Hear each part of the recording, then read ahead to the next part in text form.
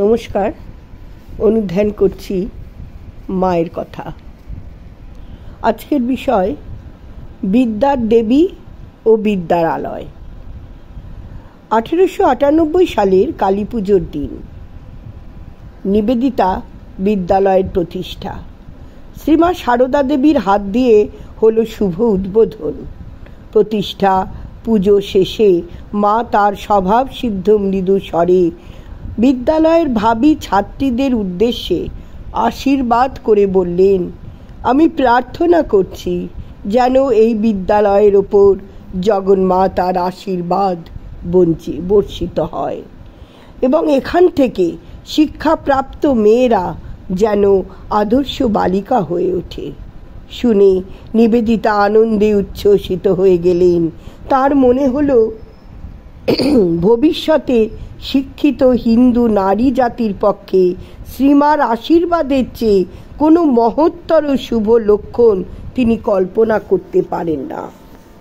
ঘটনাটি বিখ্যাত, এটা ঠিকই, এবং কিছুটা বিস্ময়কর শ্রীমা সারদা দেবীর ভূমিকার দিক দিয়ে। একথা মনে রাখার মতো যে শিক্ষাক্ষেত্রে ভগিনী নিবেদিতা কোনো সাধারণ ব্যক্তি ছিলেন না, এ বিষয়ে দীর্ঘদিনের অভিজ্ঞতা তার।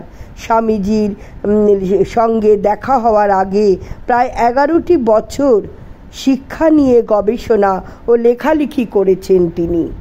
স্কুল চালিয়েছেন। তারপর স্বামীজির আহ্বানে কলকাতায় এসেছেন এদেশে স্ত্রী শিক্ষা বিস্তারের অন্যতম উদ্দেশ্য নিয়ে, আর সেজন্যই বিদ্যালয় প্রতিষ্ঠা। এহেন যে উদ্যোগ, তার সূচনা বা উদ্বোধন হলো কিনা এমন একজনকে দিয়ে তার প্রথাগত শিক্ষা প্রায় শূন্য। তাই প্রশ্ন জাগতে পারে, শ্রী শ্রী মায়ের প্রতি নিবেদিতার যতই ভক্তি শ্রদ্ধা সমর্পণ থাকুক, কেন তাকে দিয়ে করানো হলো বিদ্যালয়ের প্রতিষ্ঠা? সাধারণত এটি তো শিক্ষার সঙ্গে যুক্ত কোনো উচ্চ প্রতিষ্ঠিত ব্যক্তিরই করার কথা। নিবেদিতা আনতেই পারতেন সেকালের কলকাতার কিছু গণ্যমান্য ব্যক্তিকে, কিন্তু তিনি যে কেবল সূচনাটাই শ্রী শ্রী মাকে দিয়ে করালেন তাই নয়। মায়ের শ্রীমুখে উচ্চারিত সংক্ষিপ্ত আশীর্বাণীটি তিনি একেবারে আনন্দ বিহ্বল হয়ে গেলেন। বললেন, এর চেয়ে কোনো মহত্তর শুভ লক্ষণ তিনি কল্পনাই করতে পারেন না। মনে হয় নিবেদিতার এই প্রতিক্রিয়াটি একটি আপাত ও একটি গভীর ব্যাখ্যায় পর্যবসিত ছিল। আপাত কারণটি এই যে, শ্রী শ্রী মায়ের মধ্যে তিনি লক্ষ্য করেছিলেন এমন এক ব্যক্তিত্বকে যা প্রাতিষ্ঠানিক অর্থে শিক্ষিত না হলেও মানবিক বিচারে ঠিক তার বিপরীত। দৃষ্টান্ত স্বরূপ নিবেদিতা লক্ষ্য করেছেন শ্রীরামকৃষ্ণের যোগ্য সহধর্মিনী মা শারদার কাছে কোনো নূতন ধর্মীয় ভাব বা অনুভূতির কথা উত্থাপন করলে সেটি তার যতই অজানা হোক না কেন, তিনি নিমেষে তার গভীরে চলে যেতে পারেন। এই ক্ষমতাকে নিবেদিতার শ্রী শ্রী মায়ের সুবিশাল ধর্ম সংস্কৃতির পরিচয়বাহী বলেই মনে হয়েছে। শুধু তাই নয়, তিনি লিখেছেন, অনেক সাধনায় মানুষ যে উচ্চ স্তরের পাণ্ডিত্য বা স্কলারশিপ অর্জন করতে পারে, মায়ের মধ্যে তা নিশ্চিত ও শক্তিপূর্ণ প্রকাশ আছে। কিন্তু এটাই বোধহয় শেষ কথা নয়। কাউকে শ্রদ্ধা করা এক, আর তার প্রতি ভক্তিতে উচ্ছ্বসিত হয়ে যাওয়া আরেক। নিবেদিতার জীবনে এই দ্বিতীয়টি ঘটেছে। শিক্ষাক্ষেত্রে মায়ের উপস্থিতিকে কেন্দ্র করে তিনি আনন্দে আত্মহারা হয়েছেন।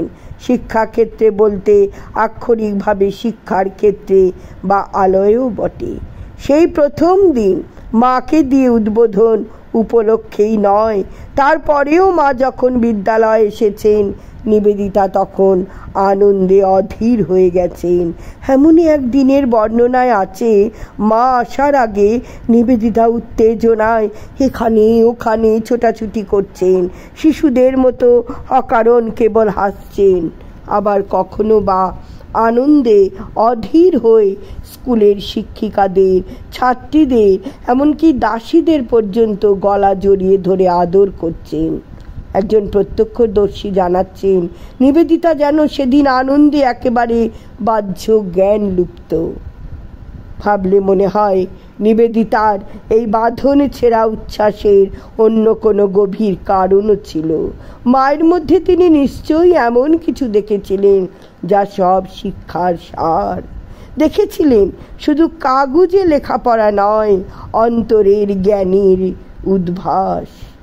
একালের ভাষায় বলতে গেলে শুধু নলেজ নয়, দেখেছিলেন আসল উইসডম। বুঝেছিলেন তাকে বাইরের দিক থেকে সাধারণ মনে হলেও অন্তর ঐশ্বর্যে তিনি অনন্যা, তিনি সাধারণ নন। এই কথাটাই বলেছিলেন আরেকজন অন্য ভঙ্গিতে। তিনি হলেন শ্রীরামকৃষ্ণ, মা শারদার জীবন দেবতা। ঠাকুর বলেছিলেন, ও কি যে সে, ও আমার শক্তি।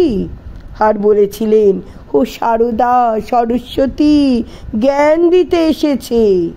যখন শ্রীরামকৃষ্ণ এ কথা বলেছিলেন তখন তার অন্তরঙ্গরা ছাড়া আর কজন সে কথার তাৎপর্য বুঝেছিলেন সন্দেহ। শ্রী শ্রী মাকে দেখে শুনে কি সকলেরই দেবী সরস্বতী বলে মনে হয়েছিল? প্রশ্ন থাকতেই পারে। আবার এর থেকেও আরেক ধাপ এগিয়ে স্বামী বিবেকানন্দ বলেছিলেন, মা ঠাকুরুন কি বস্তু বুঝতে পারোনি, এখনো কেউই পারো না, ক্রমে পারবে।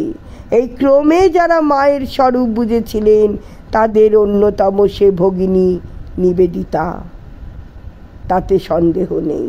নিশ্চয়ই তিনি মা শারদার মধ্যে কোনো না কোনো ভাবে প্রত্যক্ষ করেছিলেন সেই তাকে, জগৎ যাকে জানে বিদ্যার দেবী বলে, মাতৃদেবীর মধ্যে নিরন্তর সেই মহাদেবীকে দেখাই বোধহয় ছিল নিবেদিতার সারস্বত সাধনা। জননীং শারদাং দেবীং রামকৃষ্ণং জগদ্গুরুং পাদ পদ্মে তয়ো শ্রিত্বা প্রণমামি মুহুর্মুহুঃ, প্রণমামি মুহুর্মুহুঃ, প্রণমামি মুহুর্মুহুঃ। নমস্কার।